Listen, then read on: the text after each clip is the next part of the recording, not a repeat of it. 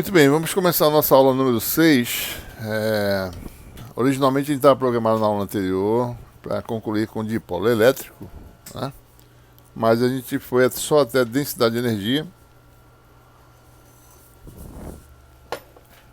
né? Então, e a aula de hoje a gente conclui a parte 2 do nosso curso, né? Ou seja, a gente vai falar sobre dipolo elétrico,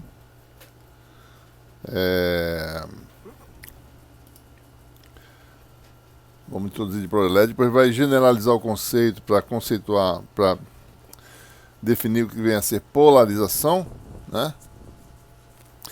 E finalmente o conceito de cargas de polarização. Com isso a gente pode resolver já alguns problemas envolvendo meios materiais, coisa que a gente só fez até agora, a gente trabalhou no vácuo. Então a gente com isso vai poder resolver a questão de meios materiais. E, bom, daí essa aula termina a parte 1 e em seguida tem a segunda parte dessa aula. A gente vai dividir em 2 vídeos, né? Conclusão da parte, parte 1 do curso, né? Da polarização. E depois parte 2, exercícios de revisão da parte 2, certo? Então essa aula, a gente deu uma aula extensa, né? 3 horas e meia de aula na aula anterior. Provavelmente essa aula pode levar 1 hora, talvez um pouco mais. E aí o resto, certo? A gente tem uma previsão de 4 horas hoje de aula, né? Entre as duas partes. O resto, 3 horas ou 2 horas e meia, a gente faz exercícios de revisão, tá certo? Muito bem. Então, só resumindo, hoje, né? O que a gente vai falar, certo? Nós hoje falamos sobre dipolo.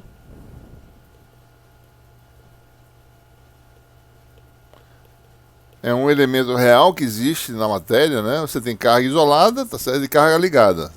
Átomos e moléculas que são distribuições de carga. Geralmente você tem átomos neutros, moléculas neutras, mas pode ter separação de carga. E essa separação de carga é o que dita as propriedades elétricas da matéria, digamos assim, né?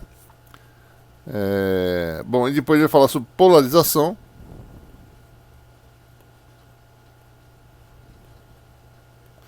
E, finalmente, sobre o conceito de cargas de polarização. Vamos fazer alguns exemplos, né, de uso desse conceito. E com isso, aqui chega o final da parte 2 do curso, né? Começamos com lei de Coulomb, tá certo? Até o final, que é aqui, né? Então, o tema da segunda avaliação vai até esse ponto aqui, certo? E daí, isso aqui é a parte 1 de hoje, né? Aula 6.1, certo? Vai ter 2 vídeos, né? E a próxima vai ser a aula 6.2, conforme previsto no nosso cronograma, que é revisão da parte 2 do curso, certo? Ok? Muito bem, eu já devia ter aberto meu sistema aqui, só um minutinho, tá? Deixa eu só abrir minhas notas aqui para dar uma olhadinha na sequência. Magnetismo 1, aula 6, né? Falta de aula a 6. A 6 está aqui, certo? Vamos ver aqui. Pronto. Então vamos lá, certo? Bom, como eu ia dizendo, né? Um dos elementos fundamentais da matéria, além da carga elétrica, quer dizer, existem outros elementos, mas em termos de eletricidade, né? Você tem a carga isolada, que chama de monopolo, certo? Então, se você tem aí a carga isolada, carga livre, né? Também chamada de monopolo. Mas é claro que existem átomos e moléculas que são sistemas neutros, né? E geralmente você pode ter, por exemplo, uma molécula de água, né? Se você for ver, ela tem uma separação efetiva entre os centros de carga. É uma molécula polar, né?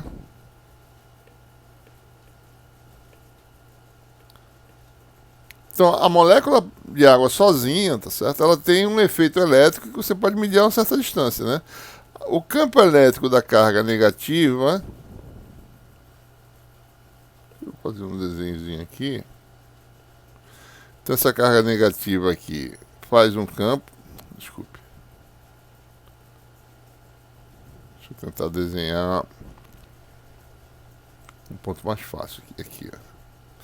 Então, a carga negativa faz um campo de atração, né? Ou seja, se você botar uma carga de teste naquele ponto, vai ser atraída, né? Na direção da carga negativa. E a carga positiva, por outro lado, se é uma carga de teste positiva, ela vai repelir.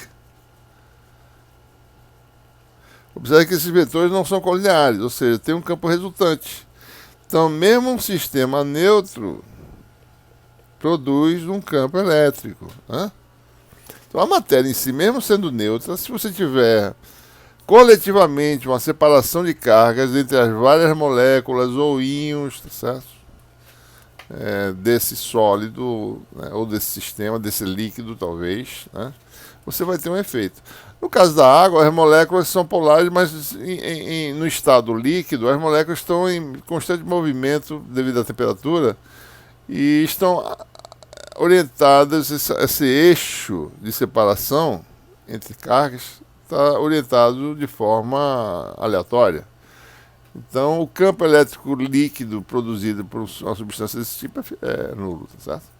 Mas é possível você conseguir orientar, né, esses eixos de forma paralela e de forma que você tenha um efeito coletivo. Você efetivamente tem um campo elétrico produzido por uma matéria neutra, porque as cargas estão separadas efetivamente, né?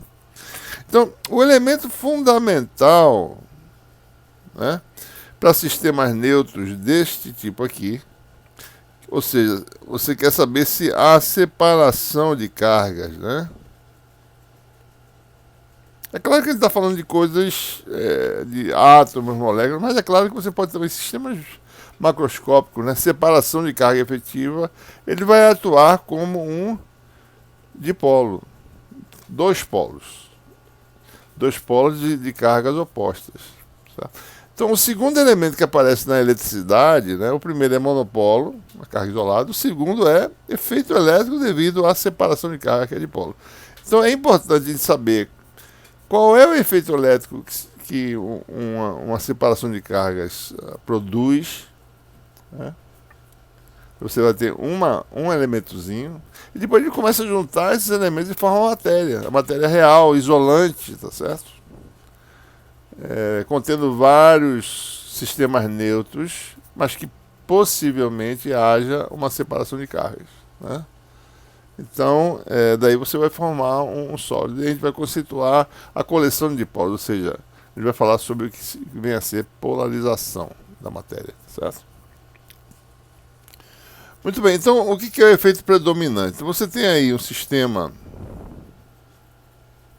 como este aí mostrado, tá certo? Já colocamos aqui um sistema de coordenadas que quer calcular o efeito elétrico desse sistema a qualquer distância, certo?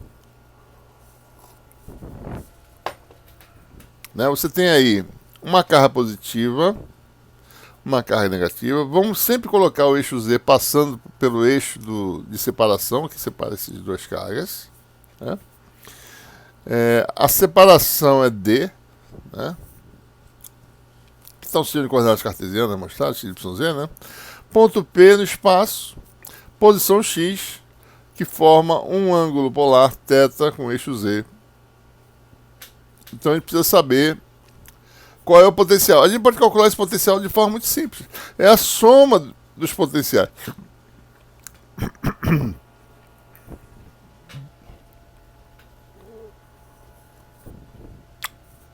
É a soma dos potenciais da carga positiva e da carga negativa. Por que a gente está calculando o potencial? Porque a partir do potencial nós calculamos o campo elétrico, né? É aquela história, né? Você calcula uma coisa intermediária, função potencial, que é aquela função auxiliar, que é fácil, que ela é escalar, né? E depois você calcula a derivada dela, ou seja, no espaço 3D, o gradiente, que é o vetor, que é o campo elétrico, com o sinal trocado, certo? Então é isso que a gente quer saber. Bom, o potencial para esse sistema mostrado na figura, certo? Vai ser o potencial da carga positiva mais o potencial da carga negativa. A localização da carga positiva, vou desenhar aqui, certo? Carga positiva, vou prolongar aqui essa direção, esse ponto, essa posição aqui. Então ele desenhou a origem a meia distância entre as cargas, né? Aqui você tem a posição x+, e aqui você tem a posição, aqui é x+, né? Posição da carga positiva, posição x- da carga negativa, né? Ora, x mais menos é igual a mais ou menos d sobre 2 a z, ok? Então o potencial da carga positiva vai levar em conta a distância do ponto P a carga x+, ao ponto x+, e da carga negativa a distância do ponto P, que é x, a carga x-, e o potencial é Q sobre essa distância, 4πε0, no vácuo, né? Então o potencial do sistema, né, é simplesmente φ de x, né, igual a Q sobre 4πε0, um termo comum, e nós temos dois termos aqui, certo? Distância até a carga positiva, módulo de x menos x+, aqui é mais 1, né? Certo? Então eu omiti aqui o mais, certo? E aqui tem mais menos carga, menos 1, né? Ou seja, menos, efetivamente, menos 1 sobre x menos x-. Pronto, aqui está a fórmula, eu posso calcular a partir daí o campo elétrico em qualquer lugar, certo? Basta, isso aqui é um vetor constante, né?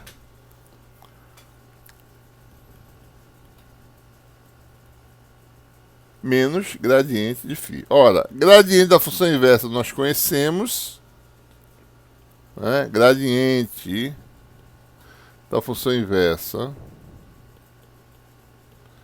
chamada de x', né? Qualquer ponto, derivada em relação a x é menos x menos x' sobre o módulo ao cubo, né? Então, se eu quiser calcular o campo elétrico desse dipolo em qualquer lugar, vai dar simplesmente... A derivada é sempre menos, né? Então, menos com menos dá mais. Então, vai dar Q sobre 4πε0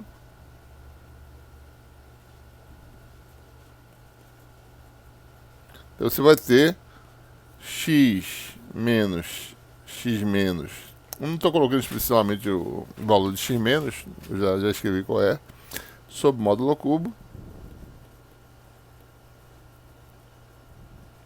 Então, o campo que aponta para longe, né, na direção do vetor x menos x menos, vetor diferença, né? Aqui está x menos, desculpa, aqui está errado, né, pessoal? É x menos x+, certo? X menos x+. Então aqui nesse ponto, né, tem uma contribuição que é no sentido de x menos x+, aqui está x+, né? Contribuição desse termo. E o outro é menos, porque tem o menos na frente, x menos x menos, x menos x menos ao cubo. Obviamente, essa é a expressão geral, qualquer coisa tem que se encaixar nesse resultado aqui, certo? Ou seja, a outra carga que está aqui embaixo, né, tem no sentido do vetor x menos trocado, menos x menos. Então a contribuição, o campo dessa carga aqui, desta carga, é atrativo, é nesse sentido aqui, tá certo? Algo assim, certo?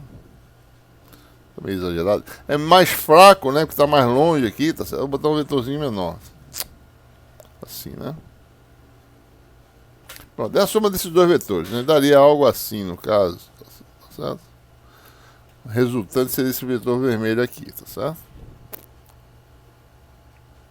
O vetor nesse ponto daria esse resultado aí.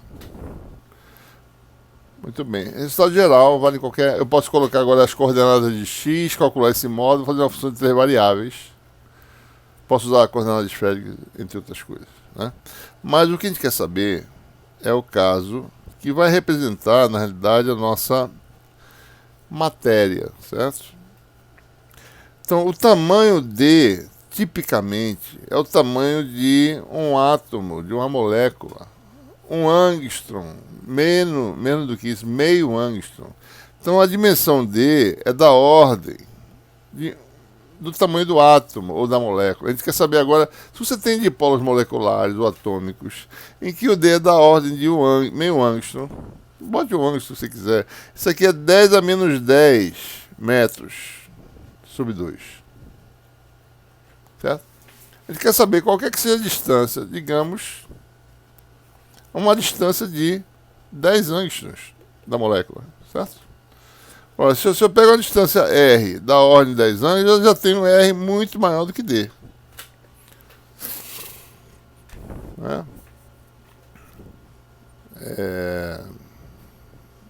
Um nanômetro, né? Você pega R igual a 1 nanômetro. Um nanômetro é 10 angstroms, certo? 10 sobre 1 meio dá 20, é 20 vezes maior do que a distância, né? Então a gente quer nesse regime, a gente quer saber, né? Como você tem uma coleção de dipolos, para escalas de variação que são grandes, ou seja, no regime R muito maior do que D, qual é a expressão assintótica para o potencial? No regime assintótico, certo? Ou seja, para que variação, para que função converge a função potencial e o campo elétrico, por sua vez? Certo? Né? A expressão assintótica. Então, o que vai fazer? Ora, no caso assintótico, voltemos aqui para a expressão módulo de x mais menos é muito menor do que R, né? Que é um módulo de x. Então, o que ele vai fazer? Expansão dessas funções em primeira ordem, certo? É isso que ele vai fazer. Então, ele vai pegar uma função f de x mais um númerozinho pequenininho, chamado de Δx, com um módulo de Δx muito pequeno. Em primeira ordem, nós temos a nossa aproximação em primeira ordem no espaço 3D. O termo de correção envolve quem? O gradiente, né, que é a derivada tridimensional. Ou seja, isso é aproximadamente a função para Δx igual a zero, mais a correçãozinha em primeira ordem. Correção é o quê? Derivada 3D, produto escalar de f, desculpe, com Δx. Certo? No caso, a função que a gente está considerando é a função f de x, 1 sobre módulo de x menos x mais menos. Ou seja, vale tanto para carro positivo quanto para negativo. Certo? Gradiente nós sabemos, né? Gradiente de f, tá certo? É uma réplica do campo elétrico, na realidade, né? Certo? Então nós temos aí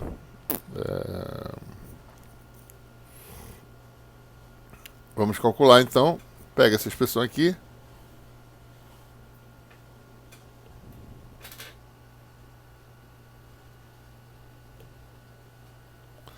Vamos calcular a expansão dela. Na realidade, o que a gente quer calcular aqui a expansão da função inversa. A função inversa, 1 sobre módulo de x menos x mais menos, é aproximadamente, essa aqui é o Δx, né? É 1 sobre módulo de x, que é a função para Δx igual a zero, mas o gradiente dessa função para Δx igual a zero, certo? O gradiente da função é menos x sobre módulo de x ao cubo. Ora, mas o gradiente é isso aqui, né? Gradiente da função, vou botar aqui, tá certo? Gradiente é o que? Eu fiz agora há pouco. Menos x mais menos sobre módulo ao cubo.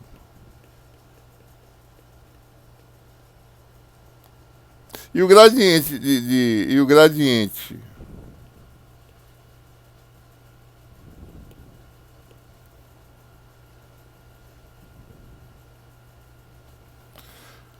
para x mais menos para correção igual a zero, né?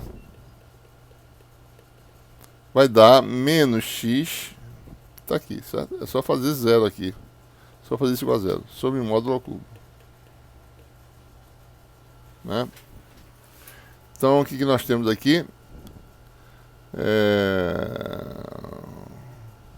Então, você tem, ó, a função é aproximadamente 1 sobre x, quando isso aqui é igual a zero, mais a derivada aqui dessa aqui, produto escalar com ΔX, que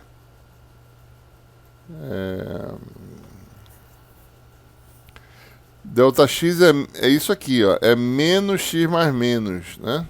Essa correção aqui. Então aqui dá mais x mais menos, certo? Então esse é o resultado. Então se você tem 1 sobre x menos x mais, menos 1 sobre x menos, vai dar, vou fazer cada um, dá 1 sobre módulo de x, mais x escalar x mais sobre módulo de x ao cubo, menos 1 sobre módulo de x,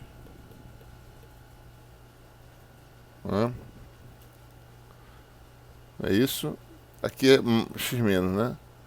Então vai ficar menos x escalar x menos sobre módulo de x ao cubo.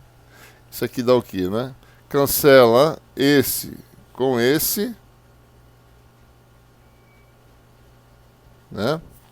E combina este com este. Ora, então você tem aí, corta, vai dar o que? Então, em evidência, x sobre módulo ao cubo, né? X sobre módulo ao cubo. Produto escalar com vetor diferença, x mais menos x menos.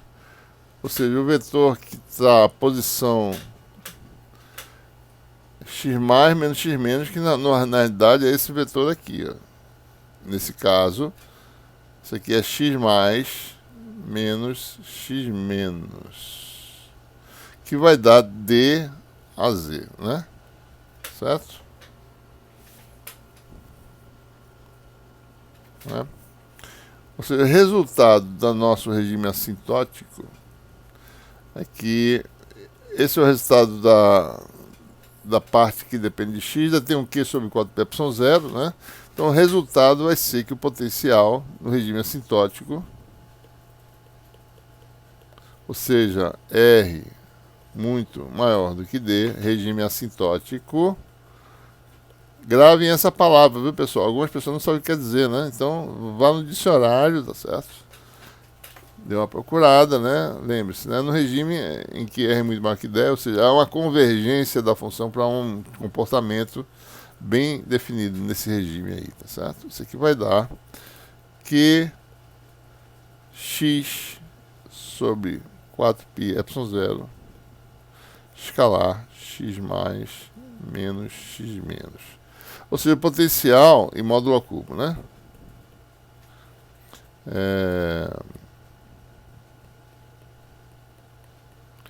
Ele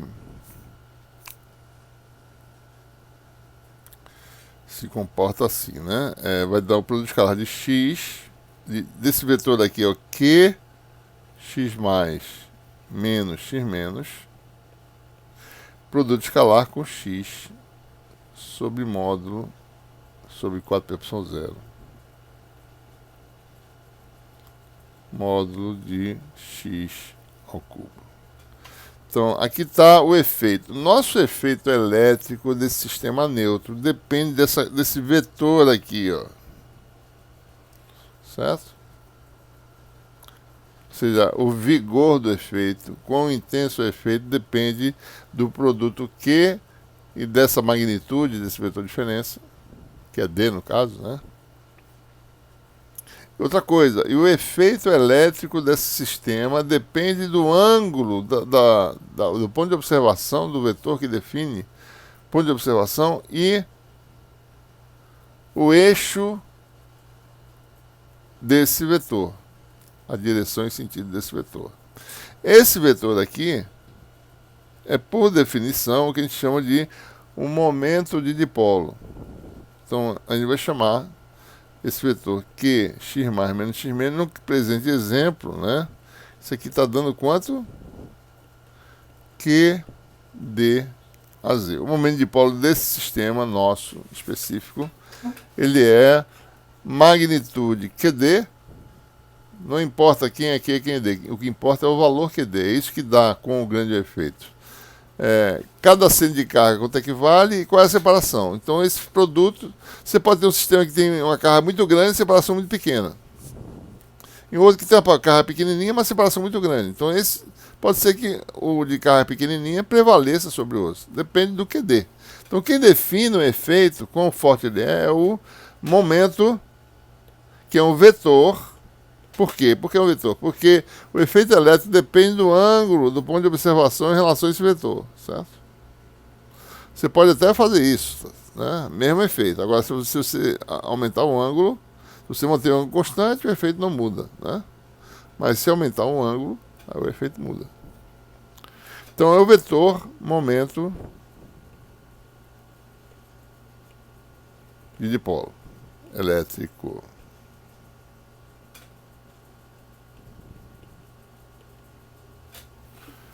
Então nós temos dipolo elétrico, nós temos dipolo magnético, a gente vai ver quando falar em magnetostática, mas nós não temos dipolo gravitacional, certo? Não tem massa negativa, né? Então não tem dipolo gravitacional, não tem um par de massas negativas. Tem elétrico e magnético. Magnético vai entender o que ele quer dizer, tá certo? É outro conceito, mas o princípio é o mesmo, o comportamento das quantidades envolvidas é o mesmo comportamento, certo? Então, isso aqui é medida em Coulomb vezes metro, né? Sistema internacional. Ou seja, o nosso potencial. Ou seja, não importa agora mais ficar definindo isso aqui. O que importa aqui, ó, efetivamente é centro de carga, ver qual é a separação do centro de carga, ver quanto é que é a carga do polo positivo, faz esse produto, obtém o momento de dipolo e define o eixo. Pronto, definir a quantidade. A quantidade que produz um efeito elétrico de um sistema, de um átomo neutro, é o momento de dipolo que ele tiver. Se o momento de dipolo for zero, centro de cargas coincidente, não tem efeito elétrico, né? Mas se tiver separação efetiva, é P escalar x sobre 4πε0 módulo ao cubo. Se você usa o sistema de coordenadas esféricas, né? Então um dipolo pontiforme, que nem carga pontiforme. Dipolo pontiforme é aquele que tem dimensão praticamente nula, porque a escala é muito grande em relação à distância de separação. Então, se você tem aqui um dipolo pontiforme, tá certo? Vou botar ele aqui. Então, o dipolo. Representar ele por uma setinha, né? Qual é o efeito elétrico desse dipolo aqui pontiforme? Ele está aqui nesse ponto. Só estou mostrando a setinha dele. Se você fazer x igual a RR, vai dar φ igual a P escalar x, que é R a R, né? E o R ao cubo de baixo, já vou cancelar um R, vai ficar P escalar AR sobre 4πε0 R ao quadrado. Então, o efeito elétrico de um dipolo elétrico cai com o inverso do quadrado da distância, né? Então, o que nós temos aí?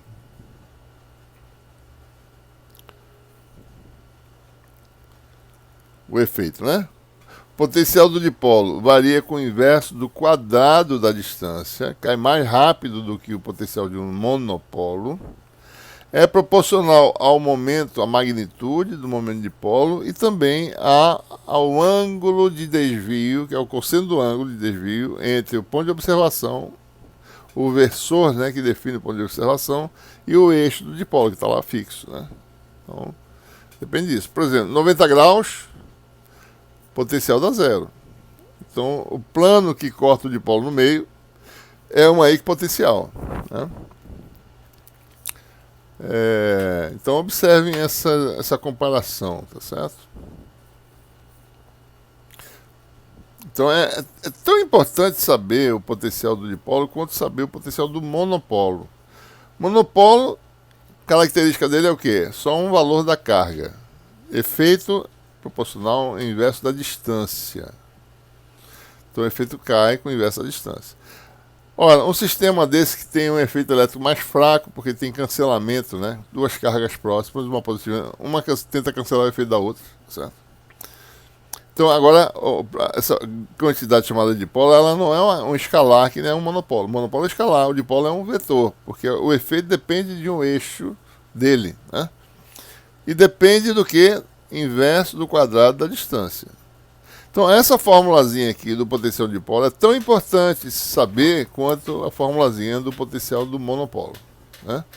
Q sobre 4πε0 R tem que ser guardada com a sua vida, certo? E protegida, né, dos inimigos, certo? Então, 1 sobre R2, produto escalar de P com a R. Só aqui observando, né? Para vocês verem direitinho.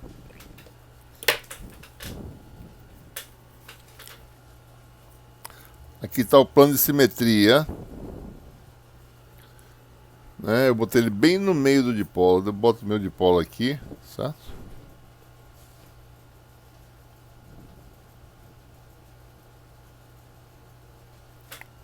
Cortei no meio, né?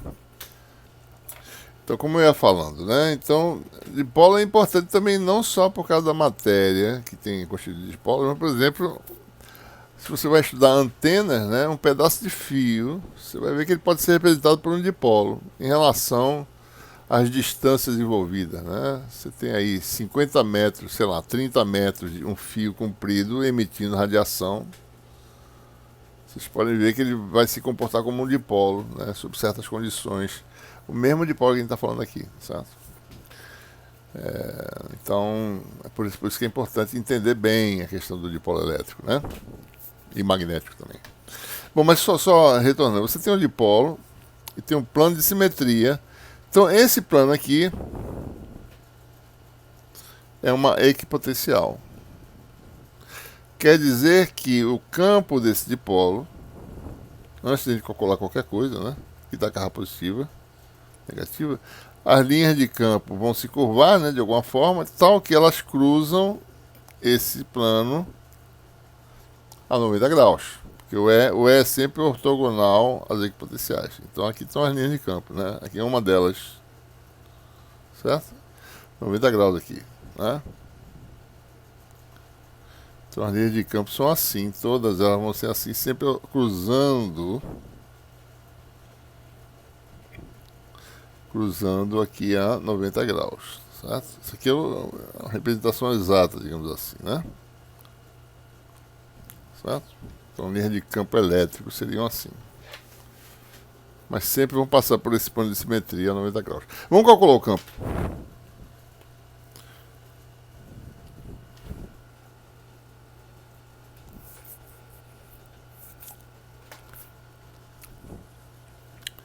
Campo elétrico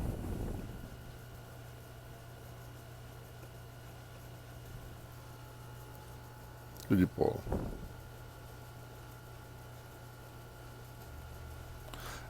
Então, simplesmente o que a gente vai fazer é igual a menos no regime assintótico, né? Claro que eu já calculei o caso real assintótico, ou seja, para R muito maior que D. Ou seja, qual é a função vetorial? Né? No regime em que R, o tamanho do dipolo é pequeno em relação à distância, né? A escala de variação do campo. Menos gradiente de φ, né? Então basta calcular, vamos pegar aqui a expressão, né?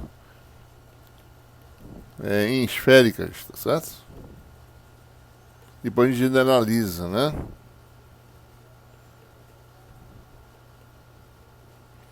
Então, essencialmente, a gente tem que calcular esse gradiente que envolve um vetor constante aqui em cima, né? Tem a função quadrática embaixo.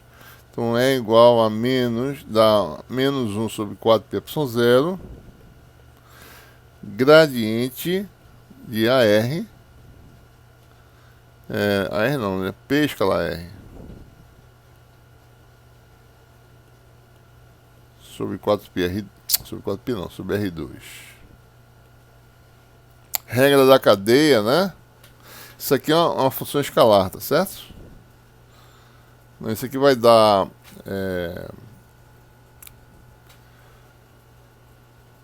só lembrando, nabla, né? É igual a AR DDR, né? Ele vai calcular usando o nabla diretamente, não vai usar fórmula nenhuma, vai usar o nabla, mas a θ sobre R ddθ mais a φ sobre R seno θ ddφ, né? Ora, nós sabemos que essa função não depende de φ, porque esse produto escalar de P com a R, né? Só colocando aqui para vocês verem, tá certo? P e a R formam um ângulo entre si que é θ, né? Então, P escalar R, na realidade, é P vezes 1 vezes cosseno de θ. Não depende de φ.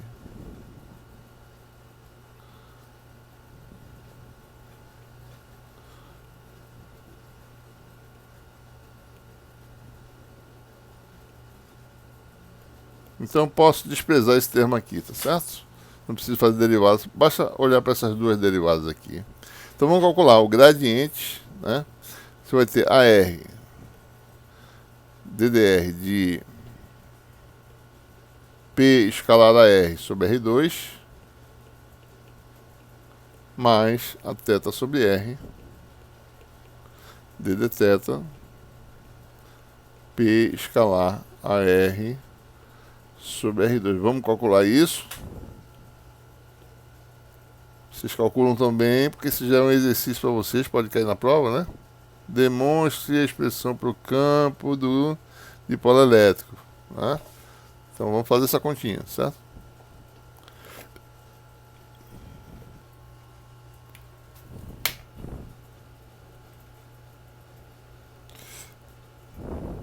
Então vamos calcular essas derivadas, né? Então a primeira derivada em relação a R, P escalar R não depende de R, só R2 depende de R. Derivada em relação a θ, P escalar R não depende de R, só depende de θ, e R não depende de θ. Então vamos calcular aqui. Então você tem DDR de P escalar AR sobre R2 dá a derivada de 1 sobre R2 dá menos 2 sobre R3. Então vai dar menos 2P escalar AR sobre R3. Segundo é 1 sobre R, né? ddθ de P escalar AR sobre R2. Olha, isso aqui vai dar R2 sai da derivada, vai dar 1 sobre R3 ddθ parcial, né? Porque a θ varia com θ e φ de P escalar AR. Olha, P é constante, tá certo? Então P sai da derivada. Isso aqui vai dar 1 sobre R3 produto escalar de P com a derivada de DAR dθ. Essa derivada nós já conhecemos. DAR dθ é igual a θ, né? Então isso aqui dá 1 sobre R3 P escalar a θ. Né? Então a primeira deu menos, a segunda deu mais. Então essa combinação de derivadas, né? AR vezes isso mais isso aqui vai dar AR E aqui eu vou ter um menos 2, certo? Bom, vai dar um AR sobre R3, né? Vou fazer assim, ó. Fazer assim, ó.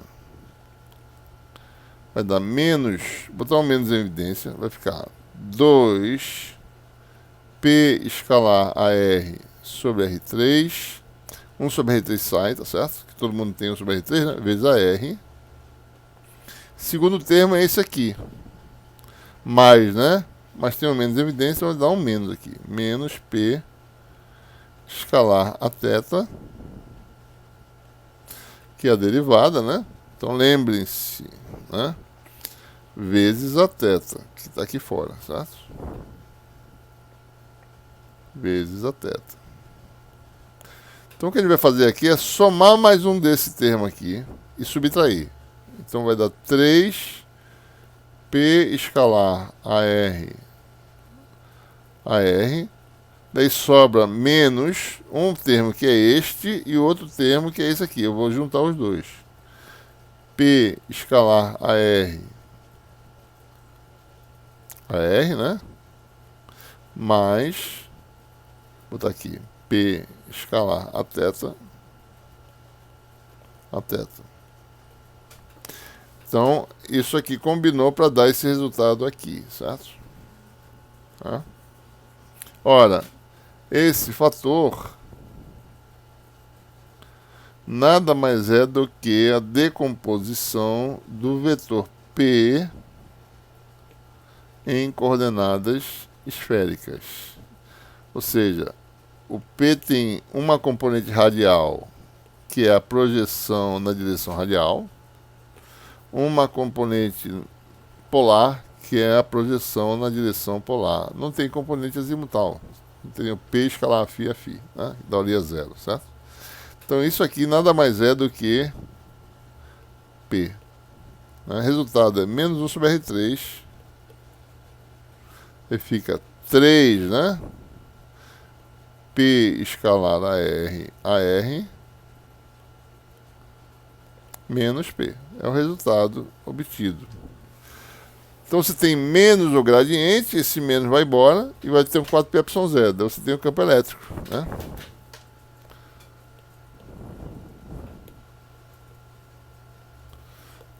Então, campo elétrico é a expressão canônica do campo elétrico de um dipolo, certo? Você vai ver que o campo magnético do dipolo magnético tem a mesma expressão, o mesmo formato. Então por isso que é importante colocar desse jeito. 1 sobre o cubo da distância, com 4πε0, obviamente, R3, né? Então você vai ter 3P escalar AR vezes AR menos P. Certo? Essa é a expressão canônica para o campo de um dipolo elétrico, né? No regime assintótico. Né? Não é próximo, né? Regime assintótico.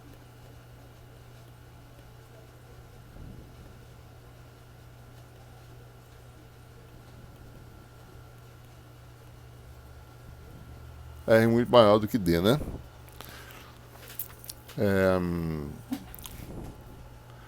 Então nós temos aí algumas linhas de campo na região próxima e na região distante. O que nós temos aí? Vou mostrar aqui para vocês alguns diagramas calculados, né? Obviamente, computacionalmente. Região próxima, essa é a forma do campo elétrico, né? A região no hemisfério superior é o potencial positivo, a região de potencial positivo, né? O dipolo está aqui, ó. Não está mostrado, não. Aqui está o par de cargas, tá certo? Estamos olhando assim, bem próximo do dipolo, né? O cálculo exato. Região hemisfério inferior, potencial é negativo. Equipotencial φ igual a zero. Basta ver que o campo elétrico está sempre cruzando a equipotencial a 90 graus, né? Aqui, ó. Certo? Sempre cruza aqui em 90 graus, em qualquer lugar, tá certo? Né? E na região distante, essas linhas parecem se formar linhas fechadas, né?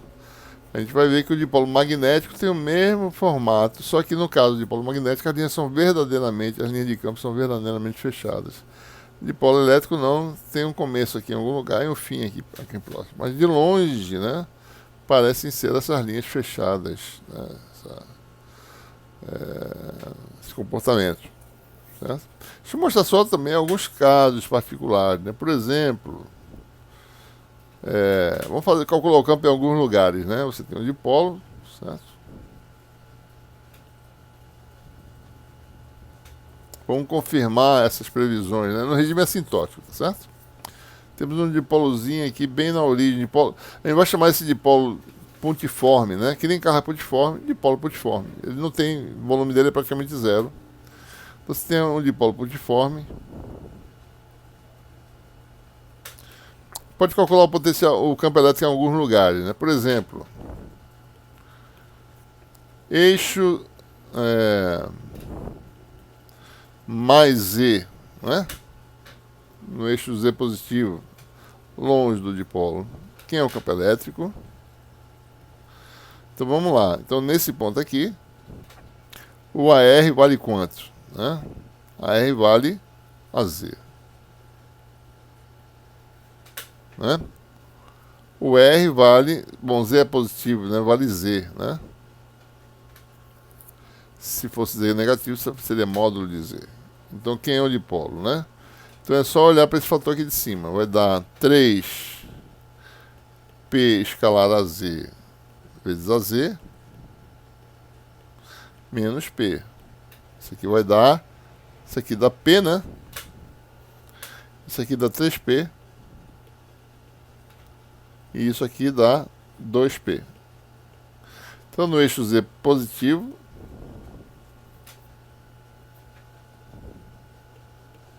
campo elétrico vale, o numerador lá tem 2P, né? Então vai ficar um vetor no sentido de P, ou seja, P sobre 2P, Y0, Z2, Z3. Certo? Campo aponta para cima, correto, né? Tem uma carga positiva aqui, né? E uma negativa aqui embaixo. Campo elétrico predominantemente é mais próximo da carga positiva, está apontando para cima. Se você fosse para Z negativa, dava o quê? Vamos olhar. Bom, Z negativo, AR agora passa a ser quem? Menos AZ.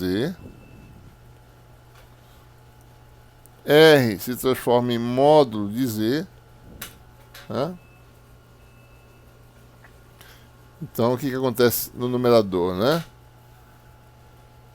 P escalar menos AZ dá menos P. Com menos AZ dá quanto? Mais P de novo.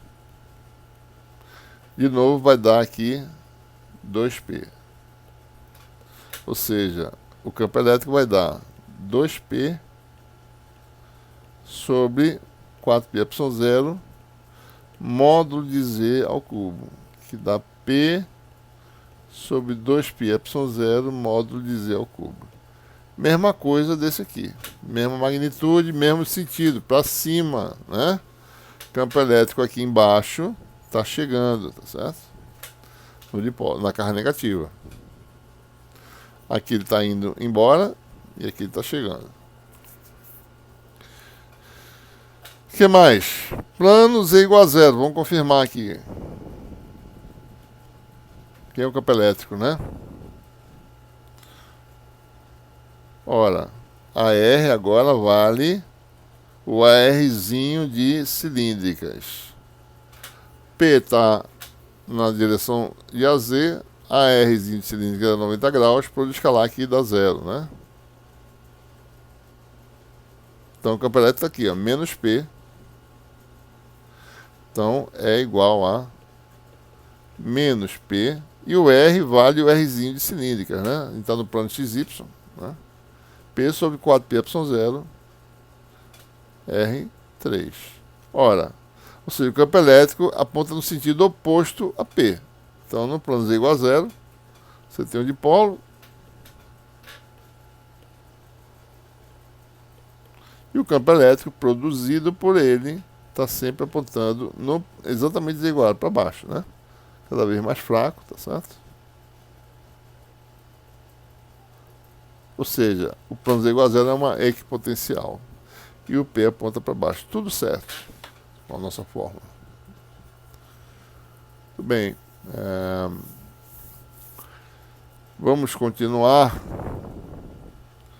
Deixa eu apagar aqui essas notas. Aí, só um minuto.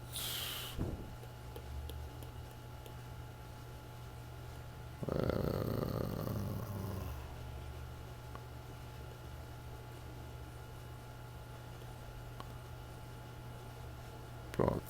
Então, continuando aqui, deixa eu apagar isso aqui também. Tá, bom, vou fazer umas páginas aqui. Ok.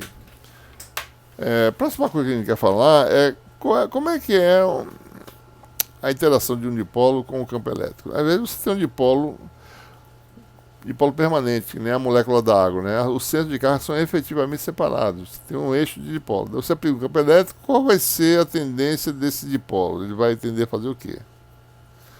Né? A gente sabe que a tendência é de alinhamento, mas por quê? Né? Vamos ver aqui, tá certo?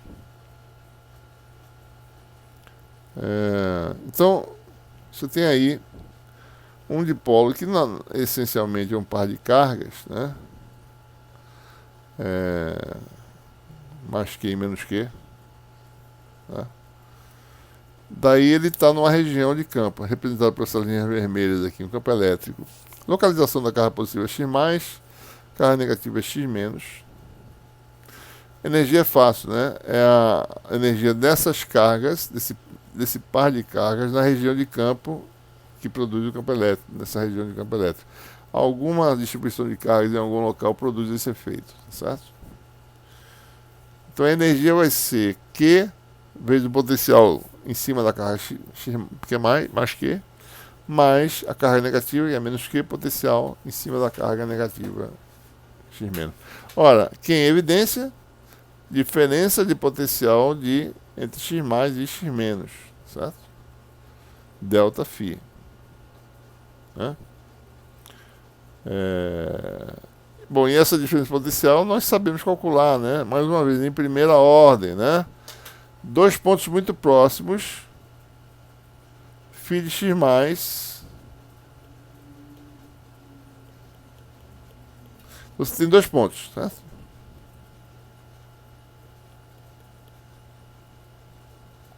Ao contrário, vou botar X+ aqui. X- aqui, X+. Ora, o potencial nesse ponto é aproximadamente o valor nesse ponto, mais aquela correçãozinha famosa, primeira derivada 3D, que é o gradiente, né?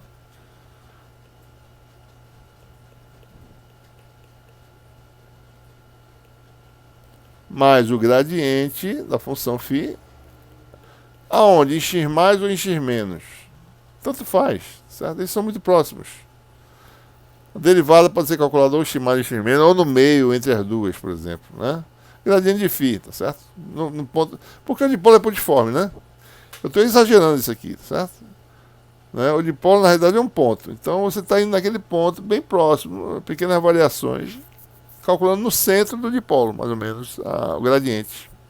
Então, mais gradiente de φ, produto escalar com a diferença, com a correção, que é X+ menos X-. Certo? Ou seja, φ de X+ menos φ de X- é o nosso delta φ que apareceu lá na nossa expressão lá. Gradiente de φ é menos o campo elétrico. Produto escalar com X+ menos X-. Ou seja, né, apareceu o campo elétrico, apareceu aqui a quantidade Q, né, e apareceu o X+ menos X-. Isso aqui é quem, né? É o momento de dipolo. E gradiente de φ, por sua vez, é menos o campo elétrico. Então dá menos produto escalar com P. Essa é a energia de interação entre campo e dipolo. Certo? Né? Ou seja, o que nós temos aí em termos de interação? Se você tiver um efeito dipolo a 90 graus, energia zero. Dipolo no sentido oposto ao campo aplicado, pelo escalar dá negativo, então dá mais, né? P vezes E, tá certo? e, mesmo sentido, dá a menor energia possível. Nós sabemos aquele princípio básico, né? Qualquer sistema tende a se estabilizar no ponto de menor energia. Certo? Então a tendência do dipolo é se alinhar com o campo aplicado. O que acontece na realidade, né? Você tem um dipolo aqui, certo? Aplica um campo, né? A tendência é manter a energia constante, não é isso? Manter a energia constante. Então o dipolo pode ficar, por exemplo, precessionando dentro do campo, mantendo a energia constante. Mas todo sistema tem perdas. Esse processo, certo? O dipolo interage com a vizinhança, perde energia. Então o que acontece? Ele vai espiralando até se alinhar na direção do campo elétrico. Tá? Então, na prática, a tendência tradicional, né, normal de dipolos é se manter alinhado, se alinhar na direção do campo aplicado. Então, se tem um material polarizável, aplica um campo elétrico, tendência dos dipolos se alinharem com o campo externo. Né? A gente pode, por exemplo, calcular a interação entre dipolos. Né? Ou seja, qual é a energia de interação entre um par de dipolos? P1 e P2. Ora, o efeito é simples. Determina pela fórmula, a energia é menos P escalar E, certo? Então a energia desse dipolo no campo desse, ou a energia desse dipolo no campo desse. Tanto faz. Basta você saber a distância de separação entre eles, né? Chamar de D. E o versorzinho que vai de um para o outro, chamar de N. Chamar desse aqui de N12. Né? Então, por exemplo, eu vou calcular a energia como sendo energia de P2 no campo de P1. Ou um ou outro, certo? Não é para somar, é a energia de um no campo do outro. Então, a energia de interação é menos P2 campo devido ao dipolo 1 sobre 2. Eu não vou evitar botar o segundo índice, não precisa, tá certo? É o campo 1 em cima do dipolo 2, que depende da distância e depende desse N aqui, o versor diretor, né? Isso aqui vai dar menos P2 escalar o campo, que é 1 sobre 4πε0 D3, né? Daí você vai ter o quê? 3P1 escalar o AR, que é o N, tá certo?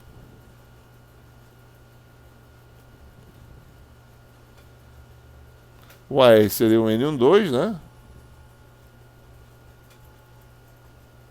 Vezes o AR, que é o N12, menos P1.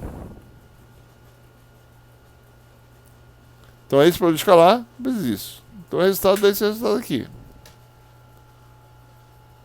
Né?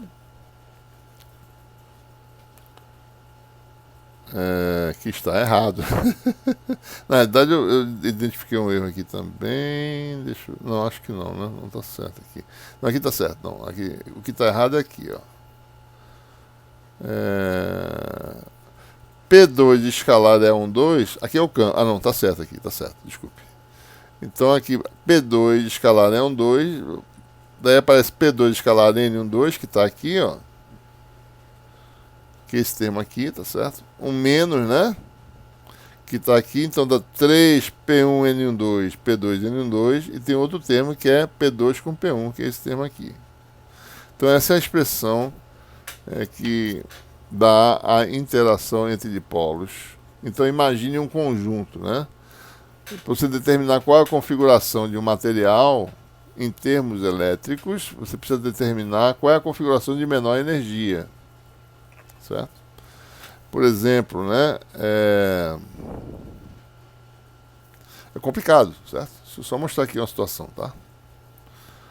Quando você tem vários dipolos, qual a situação de menor energia? Por exemplo, né, se os dipolos estão nesse eixo aqui, então eles estão todos alinhados com o campo do outro. Por exemplo, né, aqui tem um dipolo, aqui tem outro dipolo, aqui tem outro dipolo. Essa é uma configuração aparentemente de energia mínima. Por quê, né? O campo de cada dipolo está apontando ao longo dessa linha preta aqui, né? Assim, ó. E todos os dipolos estão alinhados, tá certo? Então, nessa dimensão, você tem alinhamento. Ora, mas e na direção ortogonal?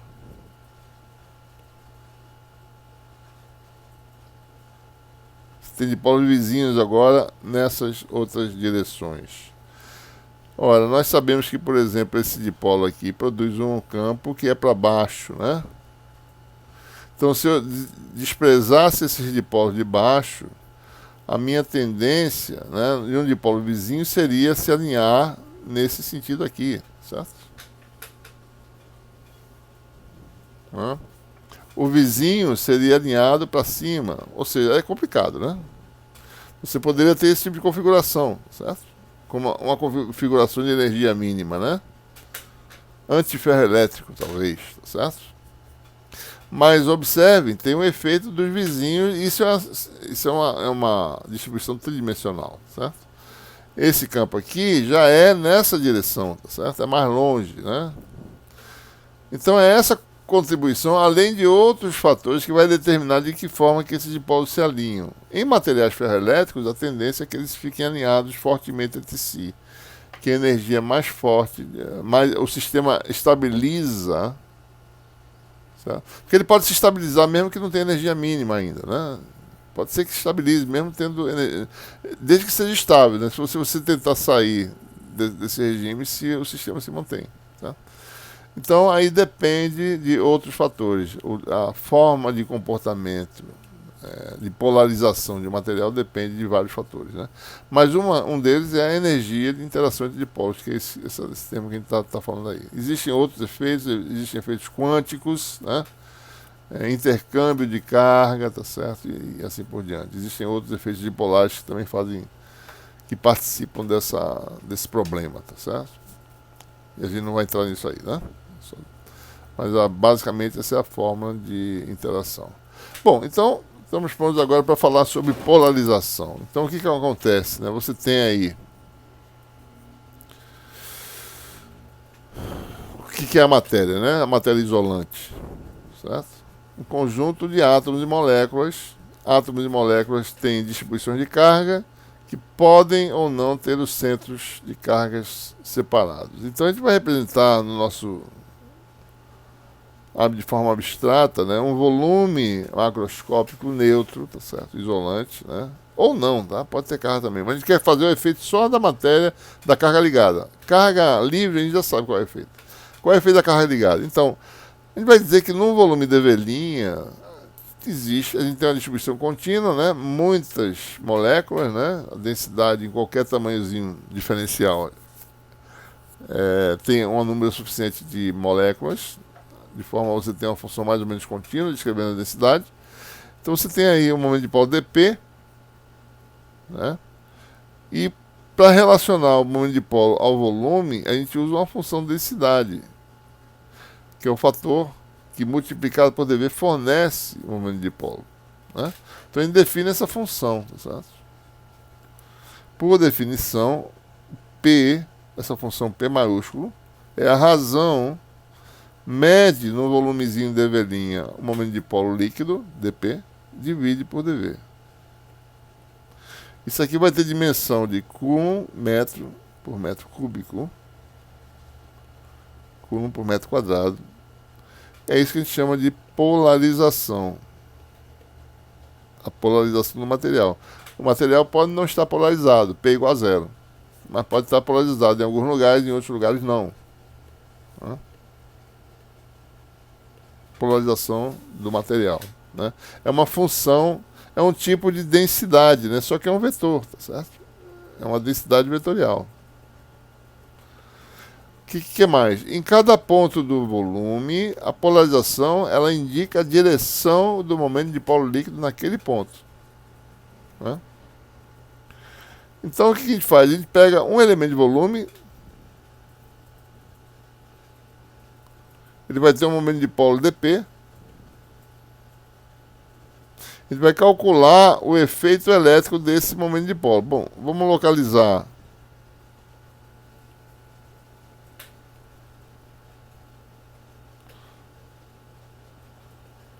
esse volume no ponto x' e calcular o efeito elétrico dele no ponto x. Então ele vai transformar nossas expressões, mudando agora o nosso AR, né? Que é o versor AR, se transforma em x menos x' sobre módulo de x menos x'. A distância R, por sua vez, se transforma em módulo de x menos x'. É só isso que a gente precisa fazer. A gente sabe o momento de polo, sabe a distância, sabe o versor. Então, o potencial desse elemento, que é uma contribuição diferencial do volume, é dφ, é a fórmula canônica, dp, produto escalar com a R, né, que vai ter um fator x menos x' sobre módulo, então vai ter um x menos x' em cima. Daí 4πε0, por quê? Porque o volume de material neutro, ele é de polos suspensos no vácuo. Entre eles tem vácuo. Então é 4πε0, módulo ao cubo. Certo? Então, você tem aí contribuição de um elemento dV', isso aqui, por sua vez, é P no ponto x', né? Que é a função das coordenadas vezes dV'. Então, essa contribuição de um elemento dV', então o efeito elétrico global do material é a soma disso aqui, ou seja, integral. Potencial no ponto x é igual a integral dV', P de x', produto escalar, né? Eu vou tirar esse x' aqui para não confundir muito, tá? Lembrando, P é uma função de x', certo? Eu vou omitir o argumento para não ficar confuso aqui, certo? P, produto escalar, com, aí sim, vetor x menos x' sobre 4πε0 módulo ao cubo. Essa é a expressão agora do efeito elétrico de um material macroscópico, cuja polarização é definida, né, pelo vetor P, certo? Né?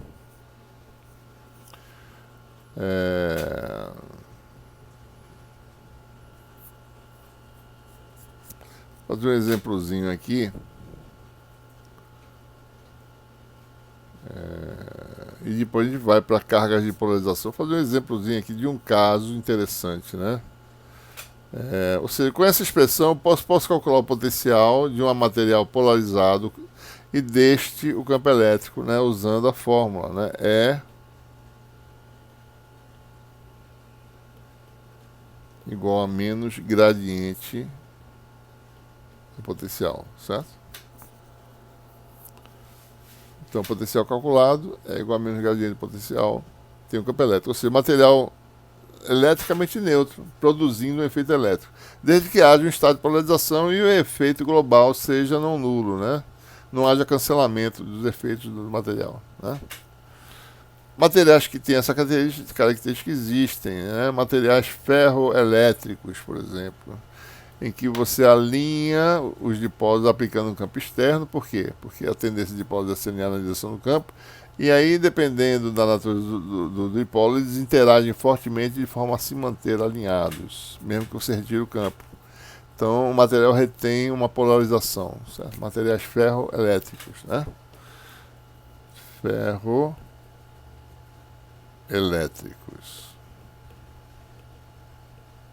certo? Bom, então, eu vou fazer esse exemplozinho aqui.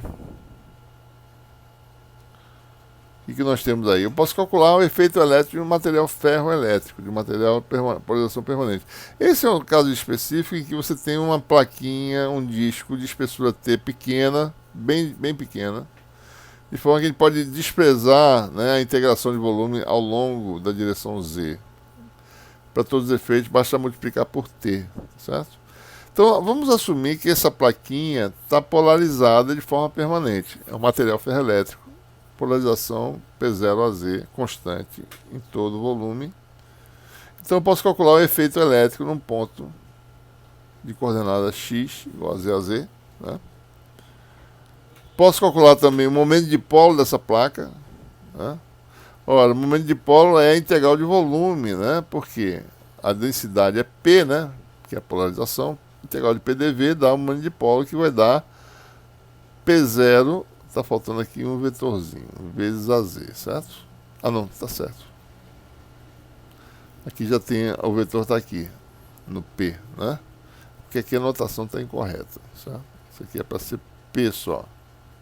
P vezes isso. Deixa eu escrever aqui direito. Isso aqui dá P vezes, né? Πa2T, que é o volume, Πa2 é a área, T é a espessura, que dá o volume, certo?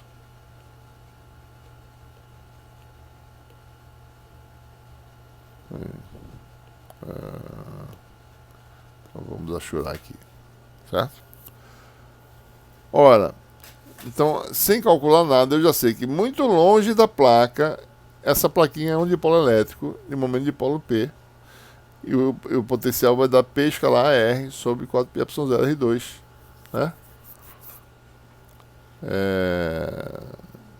Ou seja, o resultado, se você substituir o P vetor por P Πa2T, produto escalar, né, do AZ com a R da cosseno θ, então o resultado dá isso aqui, longe, né? Certo? E aí você pode colocar no eixo Z, né, mais Z da cosseno de θ no eixo Z, θ igual a 0, cosseno de θ igual a 1, vai dar P02T sobre Z2, eixo menos Z, cosseno de θ igual a cosseno de π, vai dar menos, potencial negativo, correto. Só para dar uma ideia, né? É muito longe da plaquinha, o resultado é esse aqui, certo? Bom, então vamos calcular o potencial no eixo Z exatamente. Né? Vamos fazer a continha aqui separada, tá certo? A fórmula é essa aqui, né? Potencial, temos que começar a entender a usar essa fórmula. Ela parece com a expressão do campo de uma distribuição de carga livre, né? Mas não é.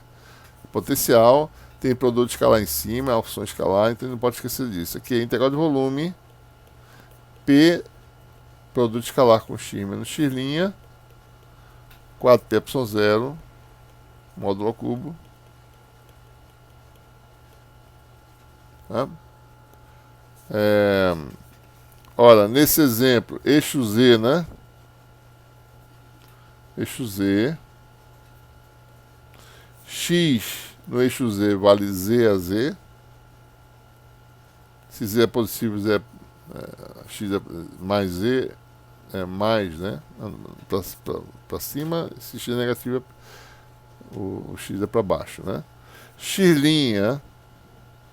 é um elemento no volume da placa, só que a gente vai desprezar a variação em Z da placa, porque ela é muito delgada, né? Então vou chamar de X' só o R', a R', né?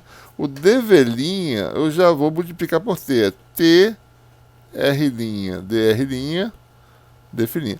Ou seja, nesses cálculos, como sempre, só lembrando, a gente tem que saber identificar os elementos de integração. dV' quem é? Está aqui, certo? Quem é P? Bom, P, vamos colocar aqui, P igual a P0 a Z. Constante, né? X e X', não tem mais ninguém. Pronto, está todo mundo aqui. Integral dupla, né, no caso, tem duas variáveis. A integração em Z está desprezada. Então, vamos lá, né? P escalar X são vetores colineares. P escalar X' dá 0, porque a Z, que é o sentido do P, é ortogonal a R'. Então, eu só tenho Px aqui. Módulo de x menos x'. Outra coisa que precisa calcular aqui. Ao quadrado, né? Dá versores ortogonais. Então, isso aqui vai dar Z2 mais R' ao quadrado. E elevado ao cubo é elevado a... elevado a 3 meios essa quantidade. botar assim, R' ao quadrado mais Z2, Z é fixo, R' é a variável, elevado a 3 meios. Certo? P escalar x dá o quê? X, por sorte, está no eixo Z, porque fora do eixo Z é difícil calcular, certo? Mas no eixo Z dá para calcular. Então, vai dar P0, x igual a Z a Z, né? P0Z. Então, como é que fica o potencial? Potencial igual a... Daí aparece P0Z, sai da integral. 4πy0, sai da integral. Integral dupla, né? Vamos fazer 0 a A. R' dr'. Integral em filinha, 0 a 2π.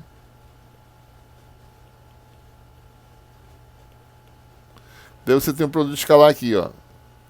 Bom, AZ escalar AZ dá 1, né? O Z já deu aqui, tá certo?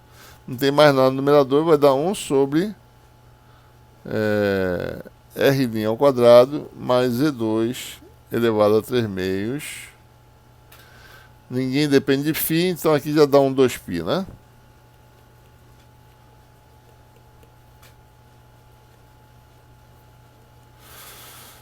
P0Z sobre 2 é ε0. E aí uma integral que não é difícil de calcular. Integral de 0 a A de R' dr'. R' ao quadrado mais Z2 elevado a 3 meios. Aquela famosa integral, né? Em que aparece a raiz quadrada, a gente tem que tomar cuidado, vai ter que usar módulo, né? Tomar cuidado aí, tá certo?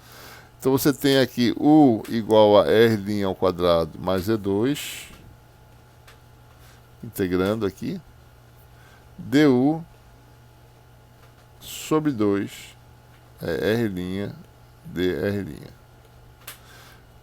U de R' igual a 0 vale Z2, e U de R' igual a A vale A2 mais Z2. Então o potencial vai dar P0Z sobre 2 ε0, integral de Z2 até A2 mais Z2, de U elevado a menos 3 meios, du sobre 2, né? Essa integral aqui dá U elevado a menos 1 meio vezes menos 2, ou o contrário, se eu inverter os limites. Então esse 2 aqui cancela, né? 2 com 2 cancela. Vou trocar o sinal e trocar os limites. Então vai dar P0Z sobre 2 ε0, 1 sobre U elevado ao meio, de A2 mais Z2 até Z2. E aí quem toma cuidado, né? Raiz quadrada de Z2 tem que dar módulo de Z. Não pode mudar o sinal das coisas, certo? Senão ele mudaria o sinal, né? Do resultado, certo? Tem uma função que é positiva, tem que ficar positiva. Ou seja, a função de integração ela não é, né? Em princípio ela é positiva. A raiz quadrada e o número é um número positivo sempre. Vai dar P0 sobre 2 ε0. Vamos ver aqui o que foi que deu aqui. Aliás, desculpe aqui.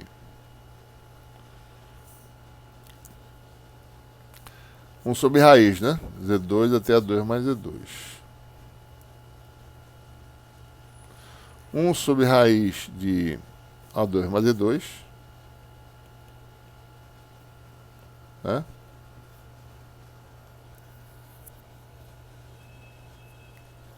Menos 1 sobre raiz de Z2. Deixa eu ver se o sinal está certo, né?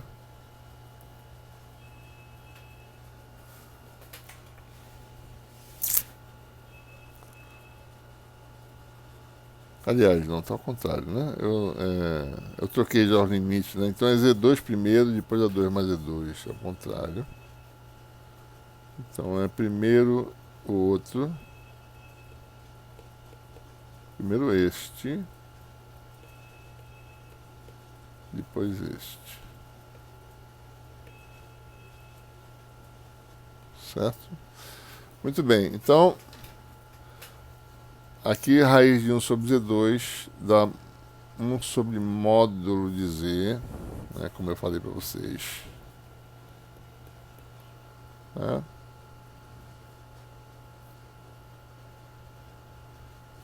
Você vai ter P0, faltou um fator aí, né, pessoal? Faltou o T que eu esqueci, né? A espessurinha T eu não coloquei, né, na nossa conta. Deixa eu ver aqui, eu venho errando desde lá. Desde o começo, né? Vezes T aqui, tá certo? Quem está assistindo o vídeo fica agoniado, né? Poxa, esse erro aí não vai ser corrigido. Não, a gente acha. Se eu não achar, vocês acham e corrigem, tá certo? Então, então tem um T aí sobre 2ε0, né? E tem um Z que eu estou esquecendo também. Cadê ele? Bom, ele está vindo, mas só que ele sumiu de repente. Bom, tá aqui. Vou botar ele aqui. Então aqui está P0TZ sobre 2ε0. E daí você fica, raiz quadrada vai dar 1 sobre módulo de Z menos 1 sobre raiz de A2 mais Z2. Certo?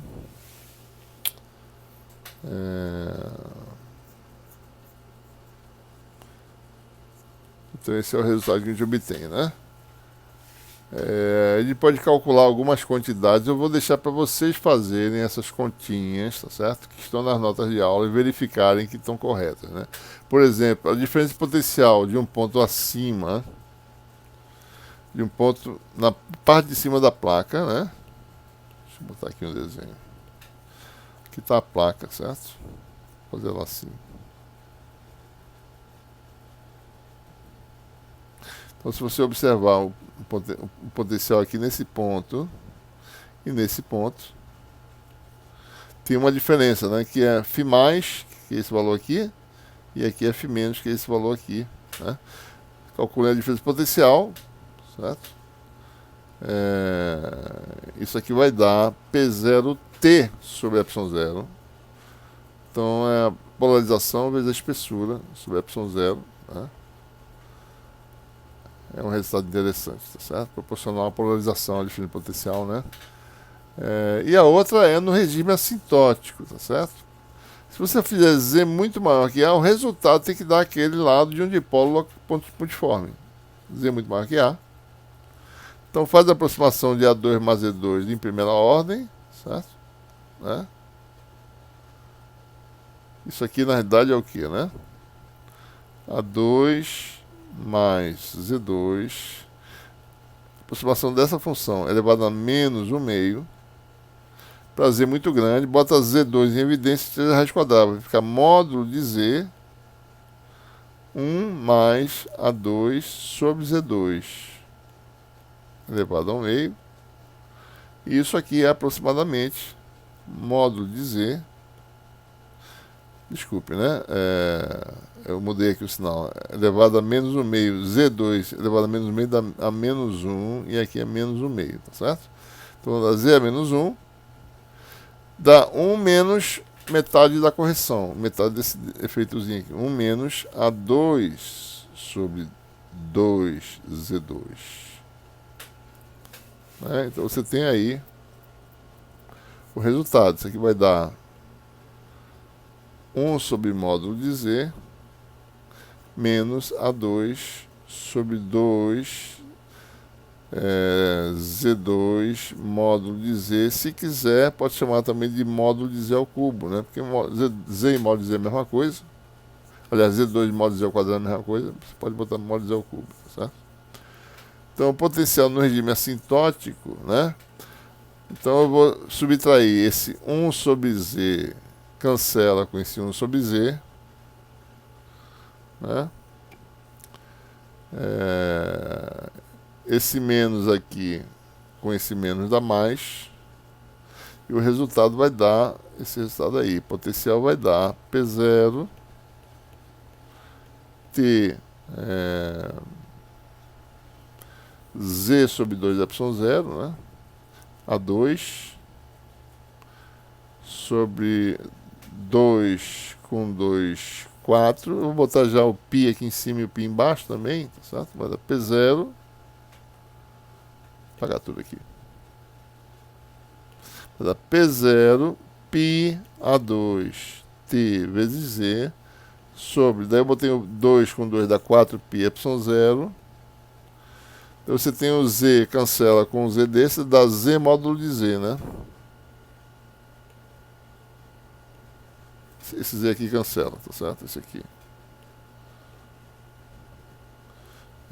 Então você inverte o quadrado da distância, momento de polo, né? Então o potencial é igual a, isso aqui é P, certo?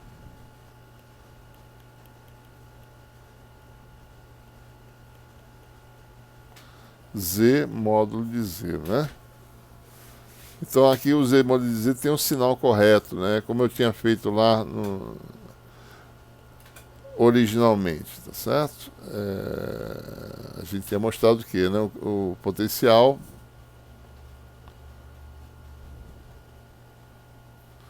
mais E2 no eixo positivo, menos E2 embaixo. A gente mostrou agora o quê? Que isso quer dizer isso, né? Mais E2 no eixo Z igual a módulo de Z igual a Z para Z positivo, módulo de Z igual a menos Z, então dá menos no eixo negativo. O resultado é o mesmo, tá certo? Que a gente falou antes. Tem que ser, né? Senão não funciona. Pronto, então a última parte da aula de hoje. Vamos só definir o conceito de cargas de polarização. Esse conceito é útil no cálculo de algumas quantidades, né? A gente vai ver como é que faz isso, tá certo? Então vamos lá.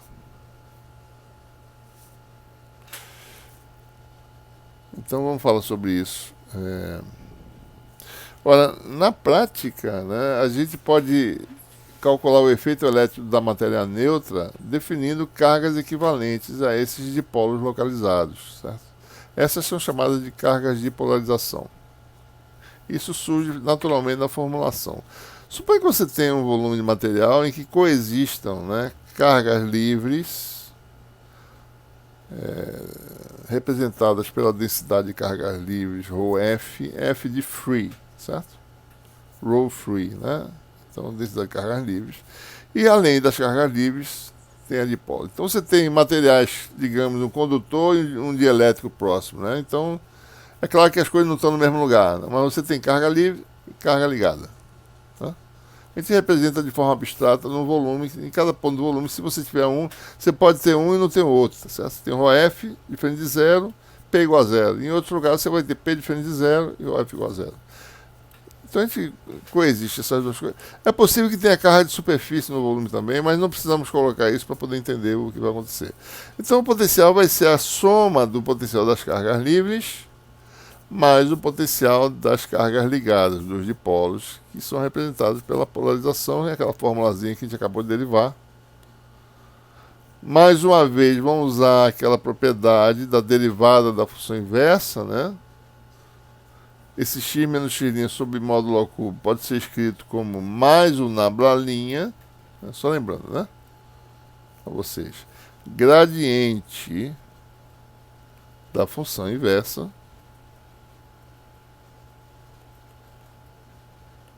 é menos x sobre módulo ao cubo. Gradiente, se eu subtrair x0, tá certo? Isso aqui, dá na mesma, né? E tem a x0 e x, certo? Gradiente, o que aparece aqui é a distância, né? Então é esse vetor aqui, x menos x0.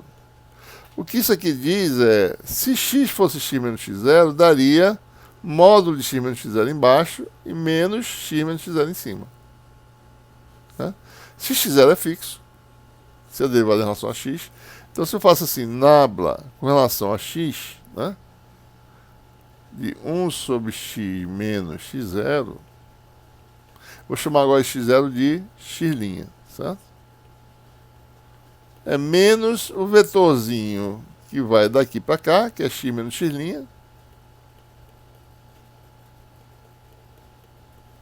sobre módulo ao cubo. Certo? Se eu for fazer essa derivada em relação a x', nabla x' da função 1 sobre módulo de x' menos x, daria a mesma coisa, menos x' menos x, eu troquei a posição só, tá? Módulo ao cubo. Certo? Ora, mas menos x' menos x é igual a x menos x'. Ou seja, a derivada com relação a x' é menos a derivada com relação a x. Só isso quer dizer, né? Então vamos lá.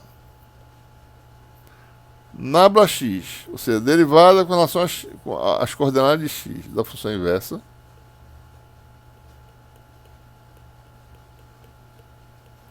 É menos a função diferença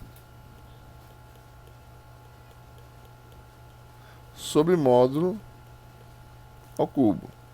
Por sua vez, isso é menos o nabla em relação a x', certo?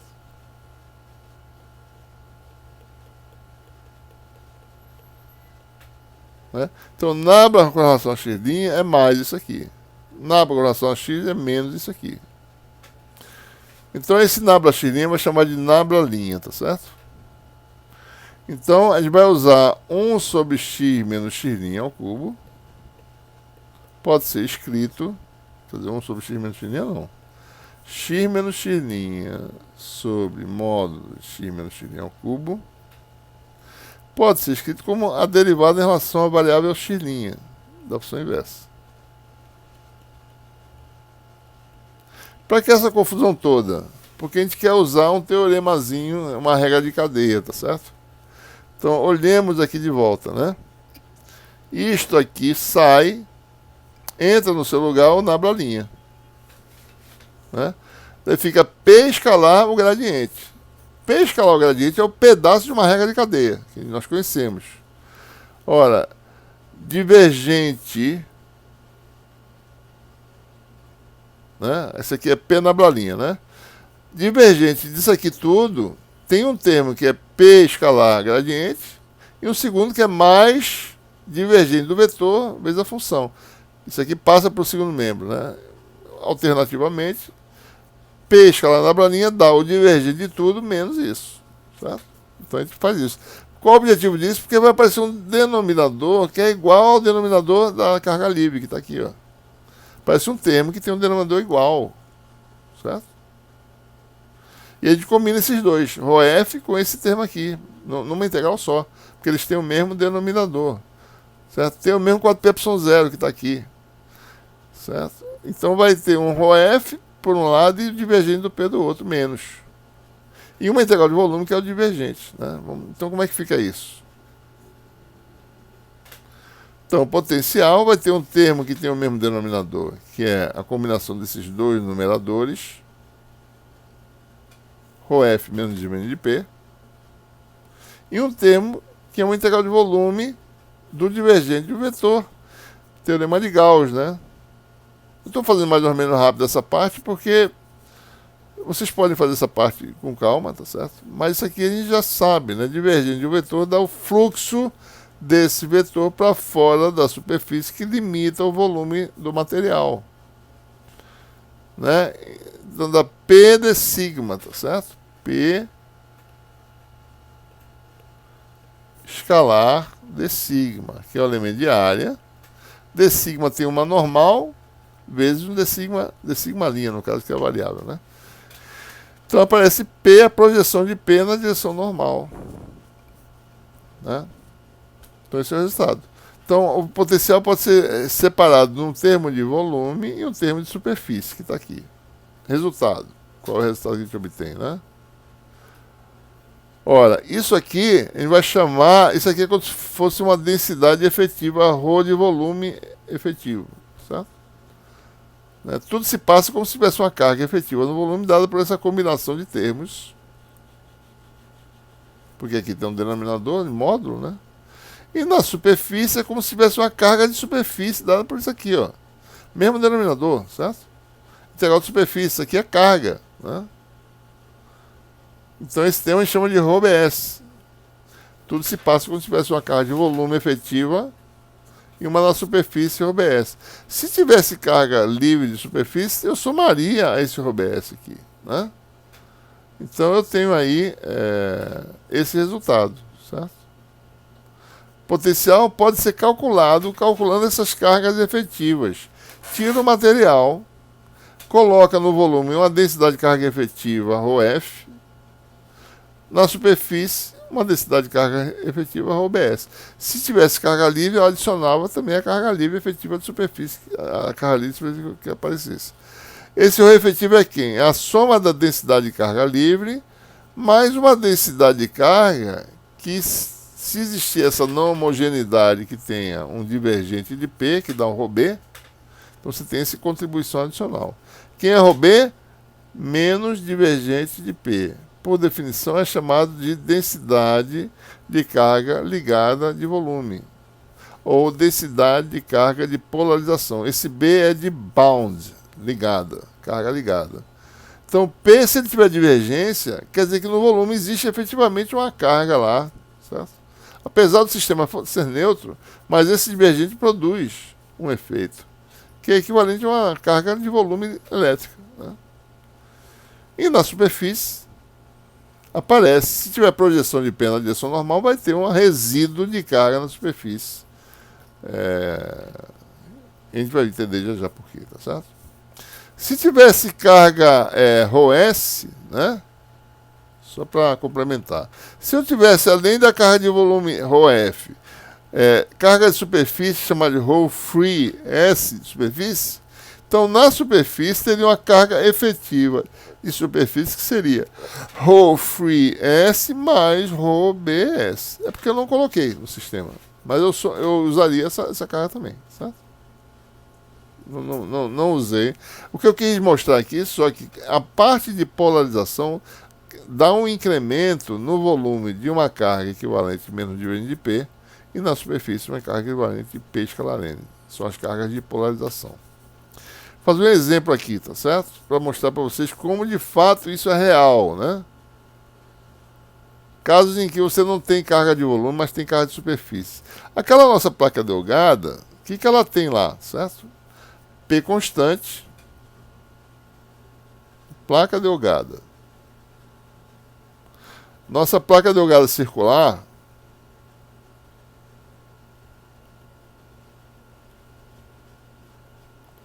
ela tem uma polarização P0 a Z, né?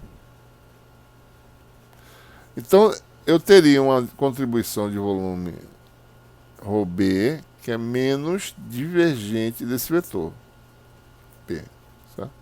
Ora, mas P é constante, né? Então, no volume não tem carga de polarização para esse exemplo específico, para P constante, né? Então, resta a gente procurar se tem. O sistema não tem carga livre também. Rho free é igual a zero. Então você vai ter o ρbs, que seria P escalar N. Aí a gente tem que ir para a superfície da placa, tampa de cima, tampa de baixo, superfície lateral, e ver se tem projeção de P nessa superfície. Vamos ver aqui o desenho. Superfície, placa de cima, N está para fora, o N é sempre para fora, né? N é para fora do material, tá? Então tem uma densidade de carga superficial ligada, que é P escalar N, que dá P0. Na tampa de baixo, N está para baixo. P está para cima, produz escalar, dá menos P0. Superfície lateral, o N lateral é radial, ortogonal a P. Então, ρbs lateral é igual a zero. Então, essa plaquinha é equivalente a dois discos carregados. Um positivamente e um negativamente, né? Como se fosse um pequeno capacitor, certo? A gente vai falar sobre capacitor, mas capacitor é um par de eletrodos separados por um dielétrico, né? Um meio dielétrico. Aí você carrega e você tem um condensador, você acumula energia nesse sistema. Então você tem aí carga positiva, certo? Total da carga é densidade de carga superficial ligada a P0, né? Vezes a área, P2. Então você tem um disco carregado de um lado e um disco carregado do outro. Dois discos têm um campo elétrico produzido por esses discos, menos P0 e P2. Né? Dois discos de carga onde? No vácuo. Então você pode calcular efeitos elétricos de material polarizado colocando as cargas de polarização, tirando o material e botando o vácuo no lugar. Então são essas cargas no vácuo. Né? Só para dar um exemplo, eu poderia calcular o campo dessa forma. Tiro tudo, coloco as cargas equivalentes. Vamos fazer algum exemplo de cálculo de campo direto. A gente pode calcular o campo por superposição, certo? Vamos ver esse exemplo aqui. Certo? Um exemplo clássico, né? Campo de uma esfera polarizada, permanentemente com polarização P. Suponha que eu tenho uma esfera e consiga polarizar ela de forma uniforme. Em todos os pontos ela tem a mesma polarização, certo? P. Né? Então, mais uma vez, como P é constante, divergente de P igual a zero, não tem carga de volume, mas tem P a projeção na superfície, certo? Então você tem a superfície esférica, né? Em cada ponto P, eu vou dizer o P fora da esfera, né? Mas só para mostrar a direção dele, né? Aqui está o P, tá certo? E aqui está o normal.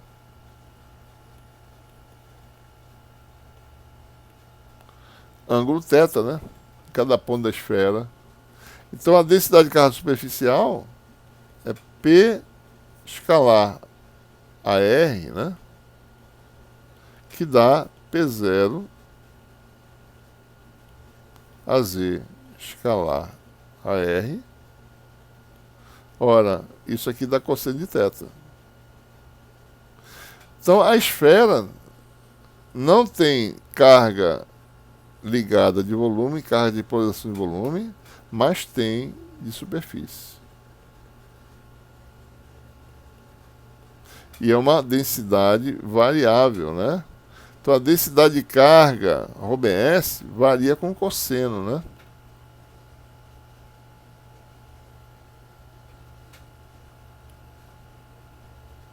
A função de densidade, ρS, é uma função de θ que varia com o cosseno. Isso aqui é π sobre 2, que é π. Então ela vai dar um valor máximo aqui em cima, tá certo? Peraí, deixa eu... Vai fazer algo assim, né? Certo? Então no hemisfério superior tem cargas positivas variáveis. Quando chega aí na linha divisória, no equador da esfera, densidade de carga dá zero. Quando vai para a borda, para o polo sul, digamos assim, carga negativa, né? Então nós temos essa situação aí, ó. Distribuição de carga variável, né, com um ângulo θ, chamado de θ', tá certo? Na superfície de cima, e carga variável na superfície negativa, na superfície de baixo. Ou seja, a esfera pode ser substituída por essas cargas no vácuo. Você tem vácuo e cargas numa superfície esférica. Campo elétrico pode ser calculado com esse conceito, né? Campo elétrico, nós sabemos, né? Se você tem carga de superfície, o campo elétrico é o que, né? Integral de superfície, d sigma linha, ρS, x menos x linha, sobre 4πε0, módulo ao cubo. Quem é ρS? Bom, para o campo elétrico não importa de onde vem essa carga. Tanto faz se ela é ligada, se ela é livre, né? Isso aqui é substituído por ρBS, que é P0 cosseno de θ'. Vamos calcular então o campo no centro da esfera, que dá um resultado interessante. A gente vai poder falar sobre isso. Então, o centro da esfera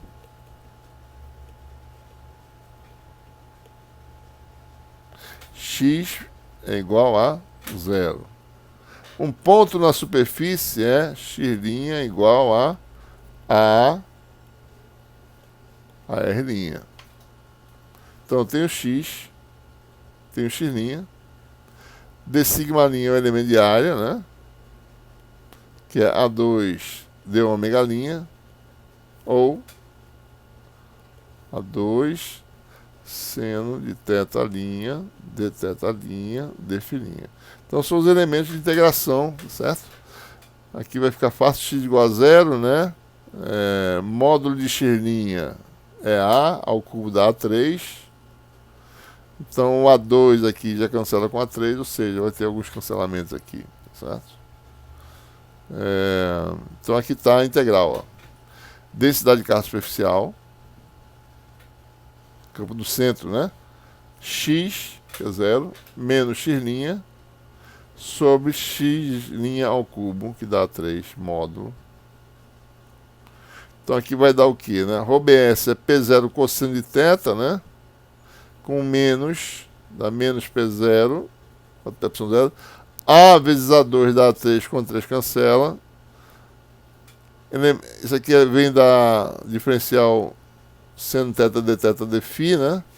E o cosseno θ veio da função ρBS, certo? Então é um vetor aqui dentro, viu, pessoal? Não pode esquecer disso. Que varia com θ, certo? Né?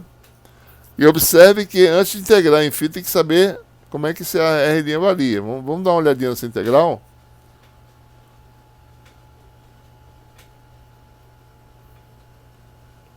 Integral, né? Deixa eu botar ela aqui embaixo. Dφ', cosseno de θ'. A primeira integral que a gente tem que calcular é essa, né? AR'. Θ' varia, φ' varia de 0 a 2π. Ele tem que decompor isso aqui para poder calcular, saber como é que varia, né? Ora, AR' tem uma componente de cilíndricas que é seno de θ', AR de cilíndricas, mais cosseno de θ' AZ. Esse rapaz aqui varia com φ', e a integral dele em φ' dá 0, porque tem componente de cosseno e seno, integrado no ciclo completo dá 0 integral, certo? Então isso aqui vai dar, o resultado vai dar cosseno de θ' ao quadrado vezes 2π AZ, vai dar 2π cosseno ao quadrado de θ' AZ, né? Então você fica que o campo na origem vale menos P0 sobre 4πε0, integral de 0 a π. Esse 2π aqui, né? Com esse 4π dá 2, tá certo? Então já vou cancelar sobre 2ε0. Cosseno ao quadrado. Tá certo. Cosseno ao quadrado vezes seno, né? Vai dar cosseno ao quadrado de θ. Seno de θ', de θ', e aparece um AZ aqui fora, né? Da integração, certo?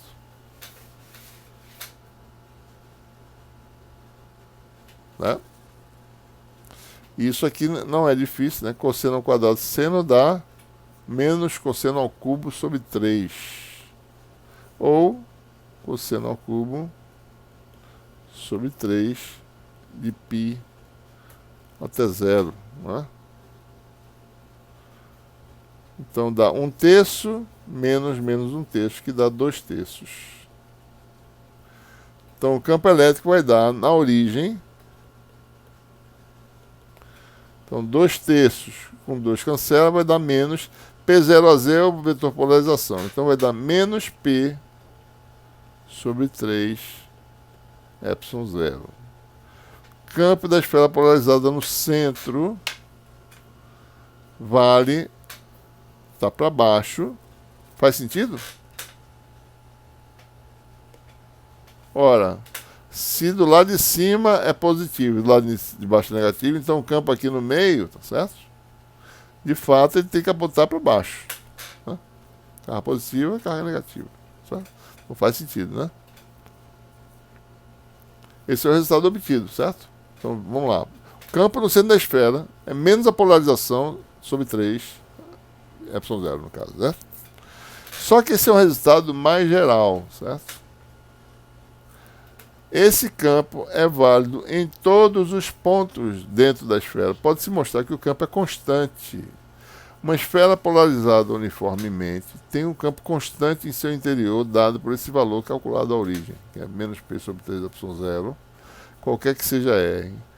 E pode-se mostrar também que para R maior que A, né, o campo dessa esfera é exatamente o campo de um dipolo, com esse momento de dipolo da esfera, que é um P0 vezes o volume, dipolo puntiforme na origem. Do lado de fora, a esfera é um modelo exato de um dipolo no regime assintótico, certo?